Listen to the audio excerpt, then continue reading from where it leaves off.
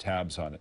I want to turn now to the latest on the crisis in Ukraine. Russia is in control of Crimea, and tonight President Obama will depart for Europe to try and solidify support against Vladimir Putin. I spoke earlier to Mike Rogers, Republican chairman of the House Intelligence Committee. He was in Tbilisi, the capital of Georgia. Chairman Rogers, welcome back to the program. I want to get to the crisis in Ukraine. You've been there in just a minute, but let me start with Flight 370. You said last week that based on the people you're talking to in our intelligence community, you think, unfortunately, this plane is at the bottom of the ocean. Is that your view this morning? I think that's the highest probability, David. You can't take anything quite off the list yet, but when you look at what is probable and what is plausible, it certainly rates as the probable. So what they'll continue to do is try to identify every background on every passenger to make sure they're not missing something, and then they won't be really able to put this whole case together until they find the aircraft. And I do believe, based on everything that I've seen so far, it is likely and probable that it crashed into the Indian Ocean. As you have been in Ukraine and are thinking about Vladimir Putin and Russia, the mission of U.S. intelligence is to think about what happens next. So what is President Putin going to do next? Well, that's the big mystery, but I will tell you that the Ukrainians passionately believe that he will be on the move again in Ukraine, especially in the east. And we have to think about, I think we're a bit removed from this, David. I talked to an individual who was kidnapped by the Russians, he believes. His ear was cut off. He had nails put in his hand in a crucifix type of position in order to get a confession from him that the Americans were behind the upheaval in Ukraine. And this is who we're dealing with. So they took over Crimea. You see that they've taken over another base yet today.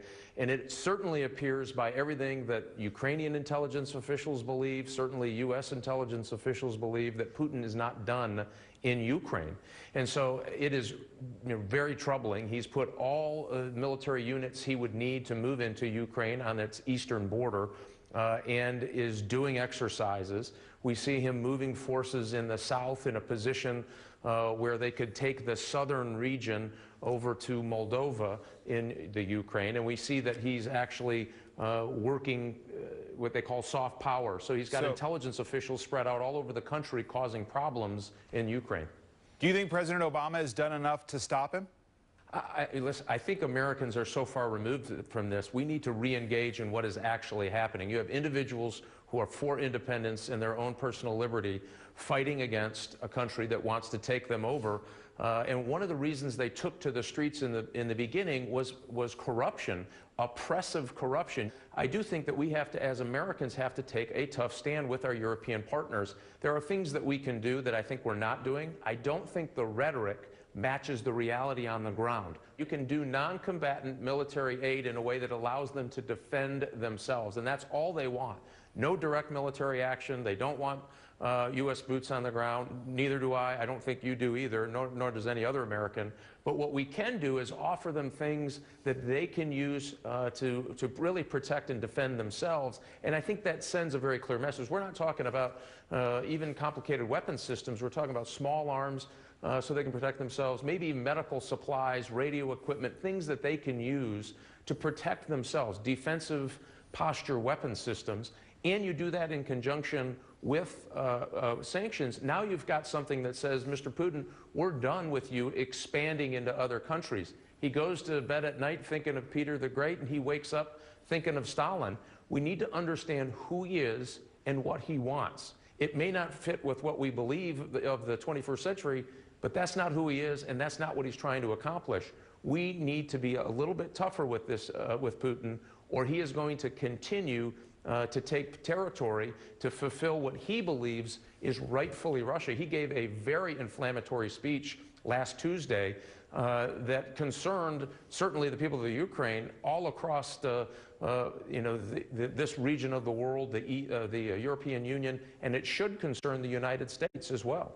Is a red line for the United States, in your judgment, our NATO allies, particularly the Baltics, if Russia should cross that line?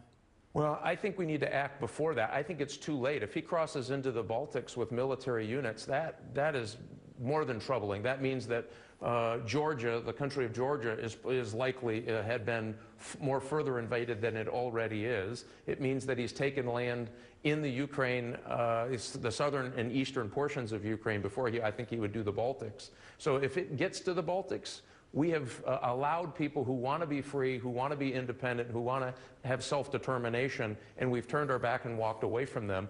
You know, the world did that once, and it was a major catastrophe. I want to touch on a couple of other areas quickly. On the issue of the NSA surveillance and Edward Snowden, when you were last on this program, Chairman, you were very pointed, suggesting that he may have had help from the Russians, that Edward Snowden may have been a Russian spy, may be a Russian spy. He's called that absurd.